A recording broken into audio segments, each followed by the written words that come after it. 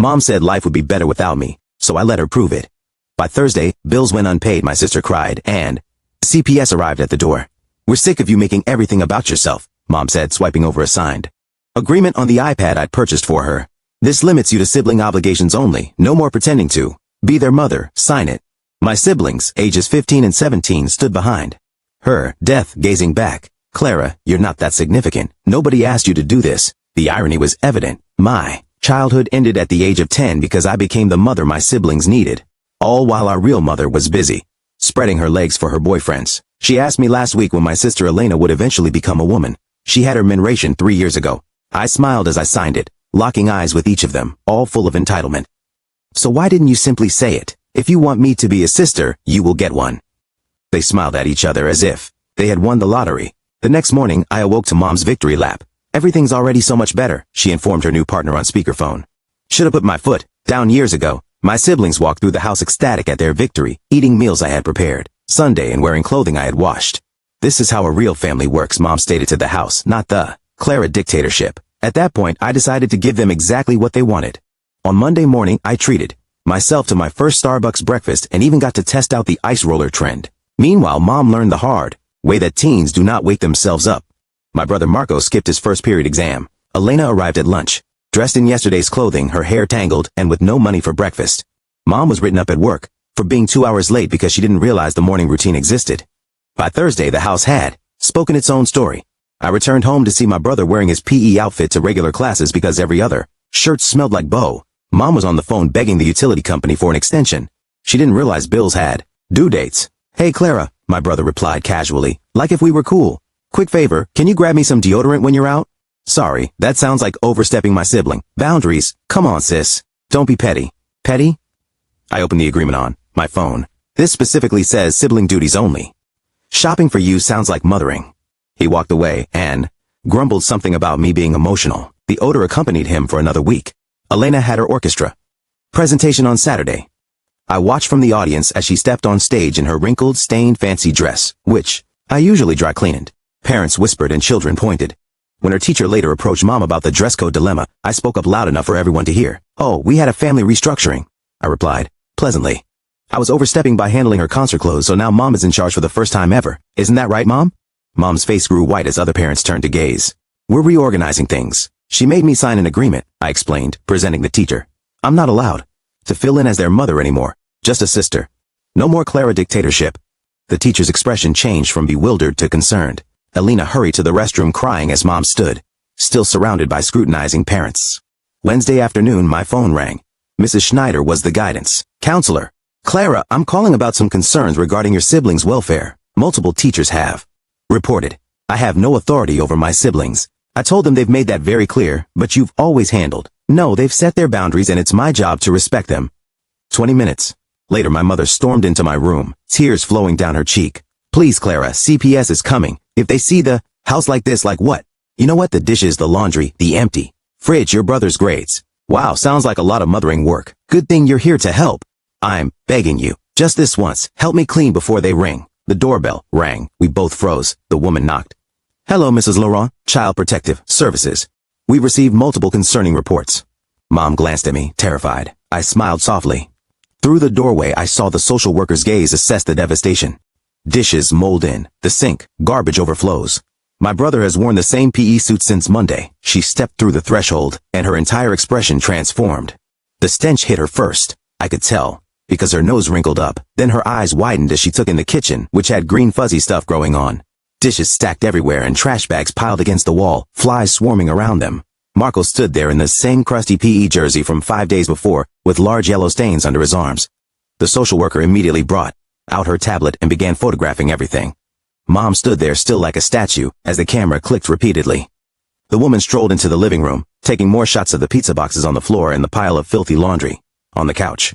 She opened the fridge and took a step back when she realized it was absolutely empty save for a rotting container of something that had previously been leftovers. Mom finally came out of it and started chatting quickly. This is just a bad week. We're usually much more organized than this. The social worker turned to her with a look that indicated she was not buying it. Mrs. Lauren, we've received several reports from your children's school in the last 2 weeks about ongoing concerns. She pulled up something on her tablet. Your son has Been wearing the same clothes for days. Your daughter showed up to her recital in inappropriate attire. Both children have complained of hunger to their teachers. Mom's mouth expanded and closed like a fish. I need to speak with each child separately, starting with Clara.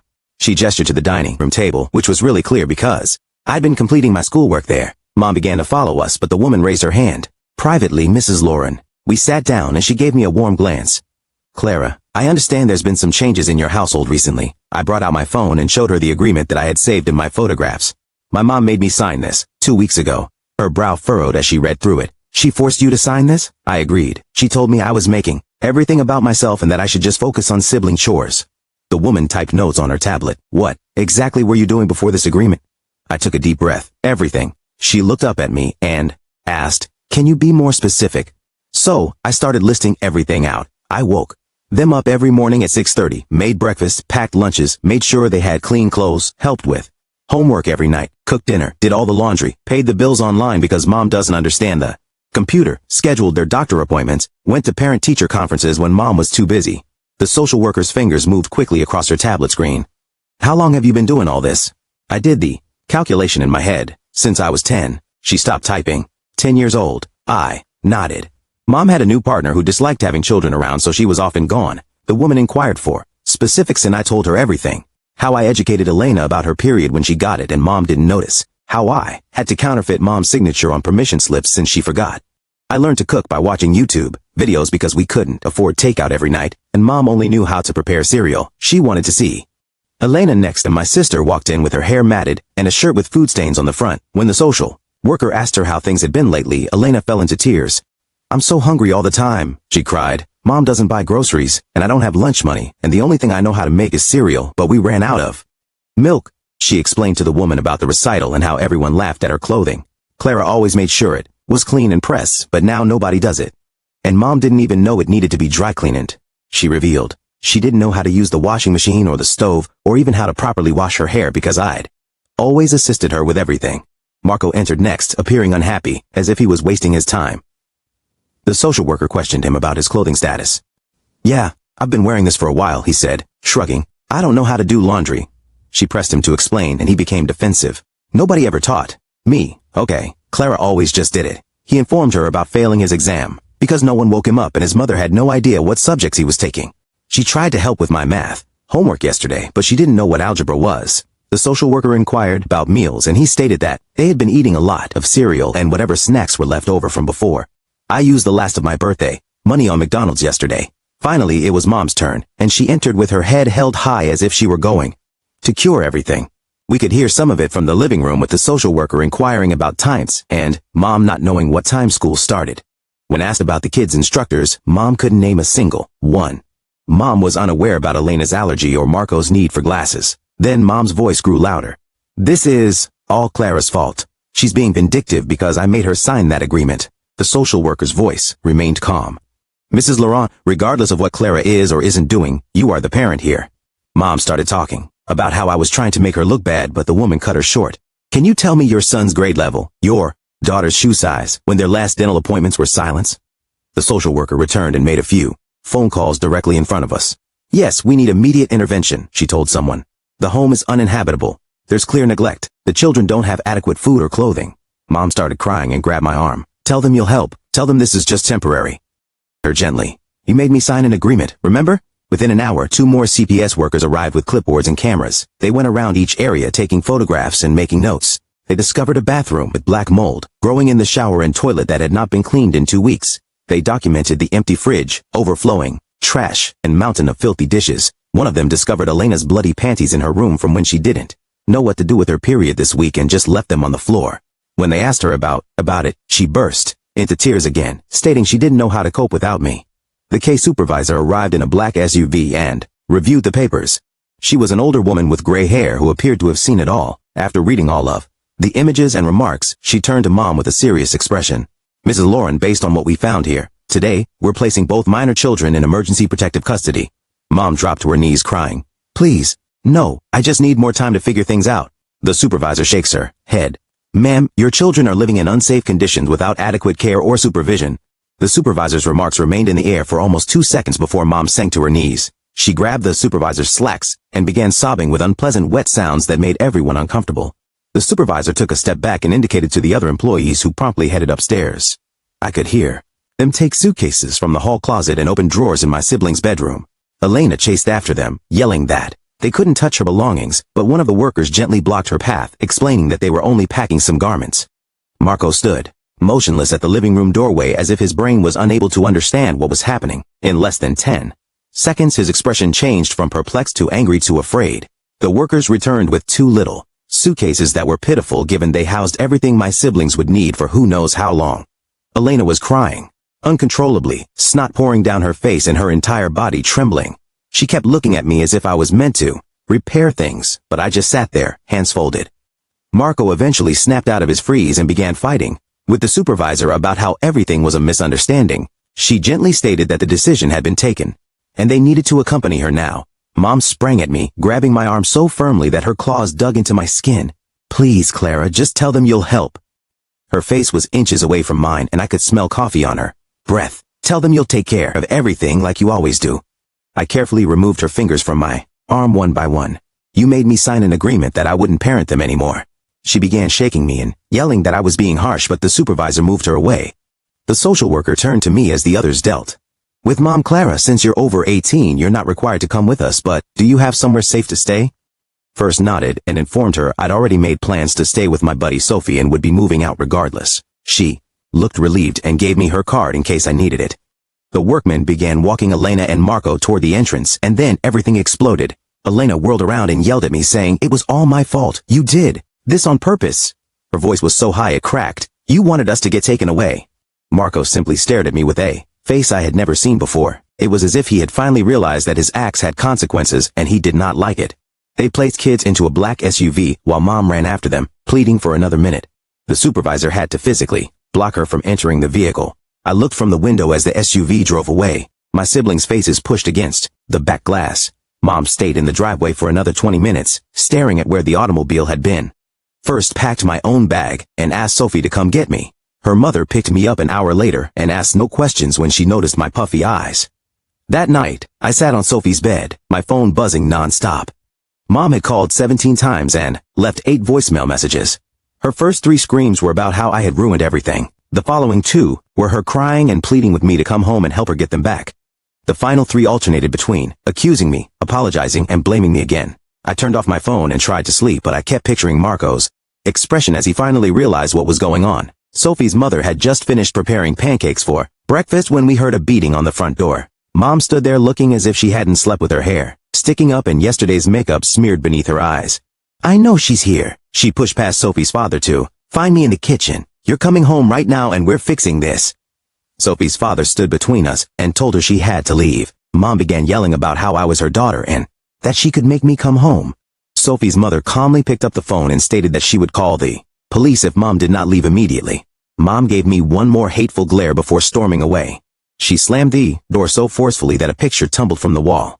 2 days passed before I received a call from Mrs. Schneider at the school.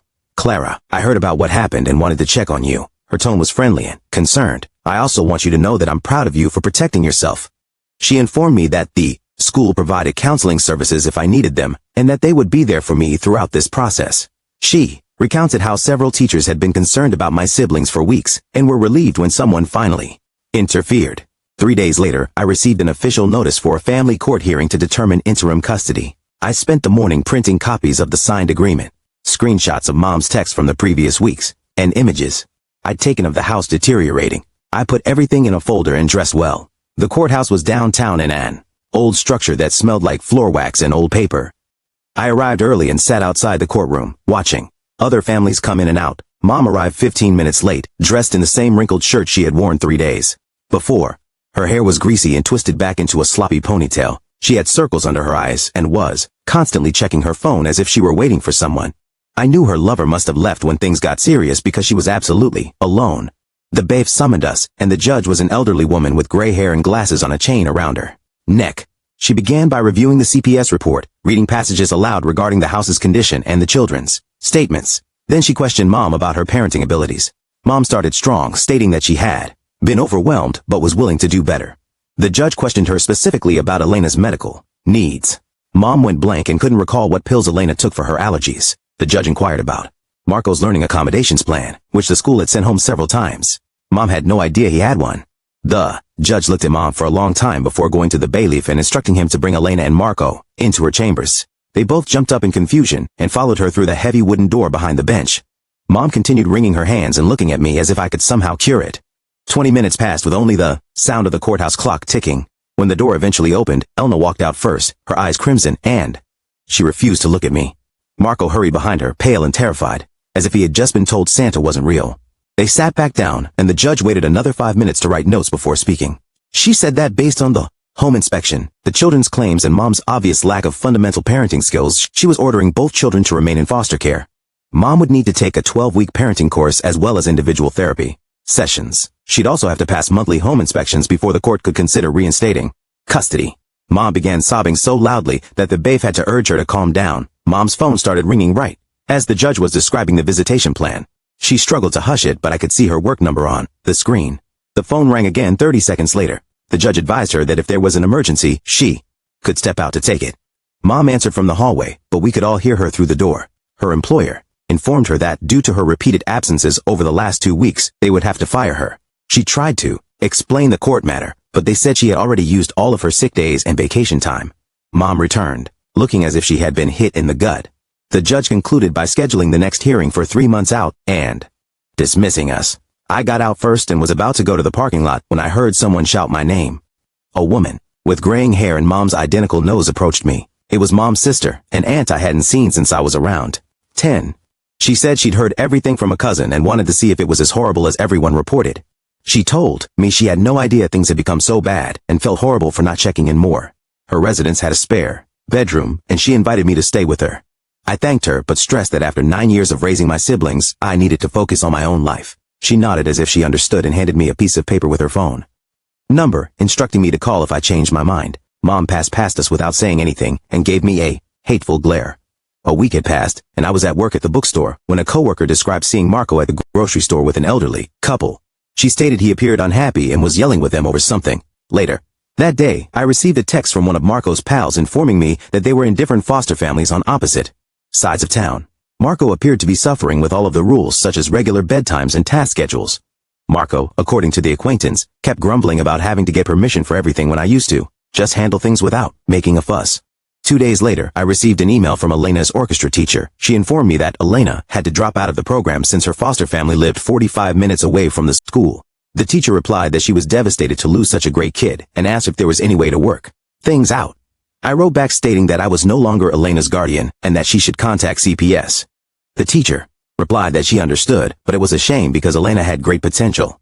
That weekend I was completing schoolwork when Mom called and cried. She just finished her first parenting class and couldn't believe how little she knew. They'd spend 2 hours just on child development basics, and she realized she had no idea what was normal for a 15 or 17-year-old. She stated that the instructor requested everyone to discuss their morning ritual with their children, and she was the only one who did not have one. She begged me to help her understand some of the material they were teaching, but I told her that would defeat the entire purpose of the classes. She hung up on me. I began to focus on my own life for the first time since I was 9 years old. I acquired extra hours at the bookstore and started saving money for college. I learned that I could still apply for spring admission to the state institution and began working on my application essays. One of my CO workers mentioned a support group for adults who had been parentified as children, so I decided to look into it. The meeting took place on Tuesday nights in a church basement. There were 8 other persons there of all ages. The facilitator asked us to go around and tell a little about our problems. One woman discussed raising her 4 younger brothers while her mother worked 3 jobs.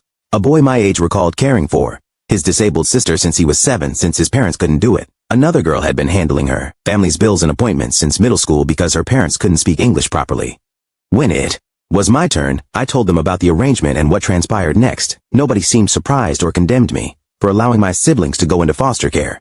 The facilitator stated that what I had experienced was abnormal and not my fault. She stated that parentification is a form of abuse, even if it does not appear to be. Hearing other people's stories made me understand how twisted up my childhood had been. They all discussed the remorse they felt when they stopped taking care of everyone else. One woman claimed it took her years of treatment to realize she deserved to live her own life. The group provided me books to study and websites to look into about recovering from parentification. That same night, my phone buzzed with a text from an unknown number asking if I could let him into the house to get his belongings because Mom wasn't answering her phone. The note indicated it was Mom's lover, and he only wanted his work clothes and laptop. I looked at the message for about 2 seconds before blocking the number entirely. 3 weeks passed while I settled into a rhythm at my friend's house, went to work at the bookstore, attended support group sessions, and finally slept through the night. Then on a Tuesday afternoon, while making myself a sandwich in my friend's kitchen, I heard a loud bang on the front door. My friend's mother answered, and I heard Marco's strange, trembling voice requesting to speak with me. He stood there in shabby clothes, with a rucksack that was far too heavy for him, his eyes red and puffy from sobbing. He began rambling quickly about how he couldn't stay in the foster home any longer, how they had all these regulations about screen time, chores, and homework checks, and how they forced him to go to bed at 10 every night, as if he were still in elementary school. He kept telling me that I knew him better than anyone else, and begged me to let him stay for a few nights till he sorted it out. My friend's mother stared at me with concern and uncertainty, while Marco pleaded that he would sleep on the floor, eat little, and help with chores. My hands shook as I got out my phone and dialed the CPS emergency number they had given me in court. Marco's expression changed from optimistic to astonished to enraged when he realized what I was doing. He attempted to grab the phone from me, but my friend's mother intervened. The CPS operator took down all of his information and promised to bring him up within an hour. Marco sat on the front steps, unwilling to look at me or speak to anyone as we waited. The social worker who arrived was the same one who conducted the original inquiry, and she gave me a slight nod of approval. As she led Marco to her car, she softly said that both kids were having difficulty adjusting, but were finally receiving actual treatment and support services that they had never had access to previously. She explained that Marco had been acting out a lot in his placement, which was very typical for children who had never had structure. After they departed, I threw up in the restroom and cried for 20 minutes. A week later, Mom called me, weeping over her home inspection. The CPS official had arrived to see if she had made the necessary changes to get the children back. Mom stated that the worker took one glance at the kitchen, which still had dishes stacked up and food spoiling on the counter, and began taking notes. Right away, Mom didn't know how to properly clean the mold that was growing in the shower. She attempted to do laundry, but left damp garments in the washing for 3 days, which smelled terrible. The worker wanted to visit the kids' rooms, but Mom hadn't even changed their beds or cleaned up their clothes from the floor. The judge extended the foster care placement for at least another 3 months. Mom started crying about how unjust it was, how she was doing her best, and how no one taught her these things. The following Saturday, I was at the grocery store, buying ramen and frozen pizza when I nearly collided with 2 of Mom's book club pals. They looked at me as if I were actual garbage, speaking to each other loud enough for me to hear about how I ruined my own family and placed those poor children in foster care out of spite. Mom had told everyone at church how I'd refused to help when CPS came and deliberately made things worse. They walked away shaking their heads and grumbling about ungrateful children. That same week, my friend's mother sat me down at their kitchen table, holding a laptop and a folder full of papers. She showed me how to open a checking account online, explained minimum balances and overdraft fees, and demonstrated how to deposit checks using the mobile app. She assisted me in completing the FAFSA for college financial aid, which I was unaware of because my mother never addressed it. She showed me how to develop credit with a secured card and recommended websites for finding flats and understanding lease agreements. She made me practice writing checks and balancing checkbooks despite the fact that she claimed most people no longer use them. She discussed health insurance, auto insurance, and renter's insurance. Mom never taught me any of these mature stuff. Elena sent me a letter 2 days later which she forwarded through CPS. Her handwriting was messier than normal, and the paper was stained with tears. She stated that I was selfish and harsh and that I purposefully damaged her life. She claimed I could have mended everything but chose to destroy the family instead. She said she hated me and never wanted to see me again. She claimed her foster parents were nasty and severe, and they did not understand her the way I did. She blamed me for missing orchestra, getting behind at school, and not having any of her belongings. The letter stung more than anything Mom ever said to me. My therapist at the support group helped me understand that Elena was dealing with trauma and sadness, and that expressing rage was easier than admitting she was wrong. She emphasized that children frequently blame the safe person rather than the one who wounded them. 3 weeks later, Mom called again, crying because she had received an eviction notice. Without my bookstore, income to help with rent, and without me keeping track of when bills were due, she'd missed 3 months' payments. The landlord had finished providing her extensions. She couldn't understand how the invoices had accumulated so quickly, or why the late fines were so expensive. She claimed she tried to create a budget, but the figures did not make sense to her. She was wasting money on takeout every night since she didn't know how to properly meal plan or buy. Her sister, my Aunt Gabrielle, who had previously offered to assist me, consented to let Mom move in temporarily. 2 months into the whole fiasco, I received a letter requiring required family therapy. The judge had ordered all four of us to participate in a session with a court-appointed therapist. The letter stated that it was part of the reunion process and that attendance was needed. The session was set for the following Thursday at the courthouse. Mom arrived and looking different than I had seen her in years. Her hair was properly brushed and groomed. She donned clean, matching clothes and appeared sober for once. She'd lost weight and her vision was sharper. She sat across from me in the waiting area but did not attempt to communicate. When we were called in, the therapist asked us to sit in a circle with her between Mom and me. Elena and Marco sat on the opposite side looking uncomfortable and irritated. The therapist began by asking Mom to share what she had learned from her parenting seminars. Mom spoke for 10 minutes on child development and age-appropriate expectations and how she realized she had never known what children required at each stage. The therapist then asked her directly about my position in the family before everything happened. Mom became quiet and stared at her hands for a long time. Finally, she looked up at me, tears streaming down her cheeks, and whispered the words I had been waiting 9 years to hear. She stated that she had forced me to be the parent, that she had taken away my childhood, and that she had been selfish, inattentive, and wrong. She stated that she now knew that what she had done to me was abuse, despite the fact that she had not hit me, or intended to damage me. She stated that the parenting seminars made her understand how much harm she had caused all of us. It was the first time she had ever accepted genuine responsibility for anything, but as I listened to her, all I felt was emptiness since it was far too late for apologies to repair the damage she'd caused. The therapist then asked Elena how she felt about everything. Elena's face crumpled and tears streamed down her cheeks as she looked at me with a mixture of anguish and rage that made my chest tighten. She wiped her nose on her sleeve and told the therapist that she missed me so much it hurt, but she also despised me for allowing everything to fall apart. She asked why I couldn't just repair things the way I always did. The therapist nodded and explained calmly that Elena's anger toward me was intended for Mom, but it seemed safer to be angry at me. She informed Elena that I too was a child when I began caring for everyone, and that it wasn't intended to be my responsibility. Elena began crying, louder and harder until she was making these tiny gasps. The therapist offered her tissues and waited for her to relax. Before turning to Marco, my brother sat there picking at a hole in his jeans and refusing to look at anyone. The therapist asked him 3 times before he murmured that he realized what they had done to him was wrong. He explained that he knew I was basically raising children while Mom did nothing, but he didn't want to give up having someone do everything for him. He looked at me for about 2 seconds and apologized, but I could tell by the tone of his voice that he was mostly unhappy his carefree life had ended. The therapist made notes on her clipboard for what seemed like an eternity before glancing up at all of us. She recommended that we all continue with separate therapy before attempting to be a family again. She explained that Mom wanted to prove she could parent and I needed time to figure out who I was, without having to care for everyone. Mom nodded and pledged to do whatever it took to bring the kids back while I made it obvious that I would not be returning whatever. The session concluded with the therapist scheduling individual visits for everyone and informing us that this would be a lengthy process. 2 weeks after that session, I returned home from work to discover a hefty packet from the public university waiting for me. My hand shook as I opened it and read the acceptance letter, which promised me a full scholarship based on my grades and the essay I'd written about my situation. I sat on my friend's bed staring at the letter because I never imagined I'd get to go and start over somewhere new. My friend's mother caught me crying and comforted me as I showed her the letter. She helped me fill out all of the housing applications and even took me to campus for orientation. The scholarship covered everything, including books and meal plans, allowing me to focus on school rather than working 3 jobs. Meanwhile, Mom continued to attend parenting classes at the community center on Tuesdays and Thursdays. She called once to let me know she had passed her first test on child development milestones. I could tell she was proud of herself for knowing what temperature to wash things at and how to check if meat was fully cooked. 6 weeks after the children were placed in foster care, she passed her second home inspection at my Aunt Gabrielle's residence. The judge reviewed all of her progress reports and granted supervised visits with Elena and Marco beginning the following Saturday. Mom arrived 15 minutes late for the first appointment because she got lost finding the supervision center. The social worker had to remind her twice about the rules, which included not discussing the case or making promises about when they would return home.